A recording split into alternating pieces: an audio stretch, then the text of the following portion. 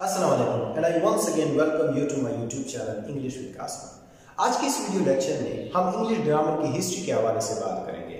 English grammar की history क्या है? अगर हम देखें तो पूरी दुनिया में सबसे ज्यादा बोली जाने वाली लैंग्वेज इंग्लिश ही है और उस लैंग्वेज को समझने के लिए हम ग्रामर को स्टडी करते हैं, जो कि बहुत मस्ट है और बहुत इंपॉर्टेंट रोल प्ले करता है लैंग्वेज के अंदर ग्रामर। आज हम बात करेंगे उसी ग्रामर की हिस्ट्री के हवाले से। ग्रामर की जब नॉर्स स्पीकिंग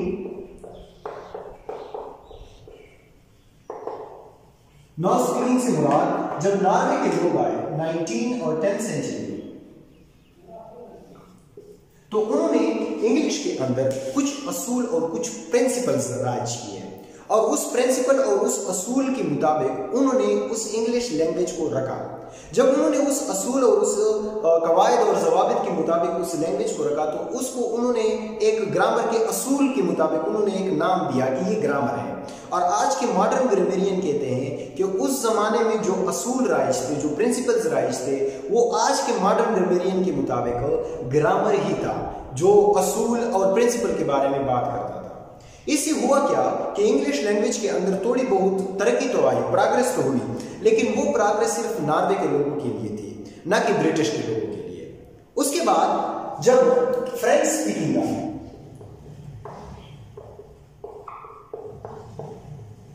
फ्रेंच स्पीकिंग लोग आए 11th सेंचुरी, तो उन्होंने क्या किया, उन्होंने मजीद उस असूल को मॉडिफाई किया, उस असूलों को पॉलिश किया और उन्होंने लैंग्वेज को अपने तौर तरीके से समझा। और अपने तौर तरीके से आज भी अगर हम देखें तो इंग्लिश के अंदर बहुत सारे ऐसे असूल हैं जो फ्रेंच से लिए गए हैं और वो असूल जो थे वो 11th सेंचुरी में जो असूल उन्होंने बनाए थे वही असूल हैं जो आज के मॉडर्न दौर में भी वो इस्तेमाल होते हैं। इंशाल्लाह इनको हम फर्दर डिस्कस भी करेंगे फुल डिटेल के साथ नेक्स्ट वीडियो में। उसके बाद फिर 15वीं सदी में 1586 में एक विलियम ब्लोकर नाम का एक शख्स आया, एक ग्रामेरियन आया जिसे फर्स्ट ग्रामेरियन भी कंसीडर किया जाता है।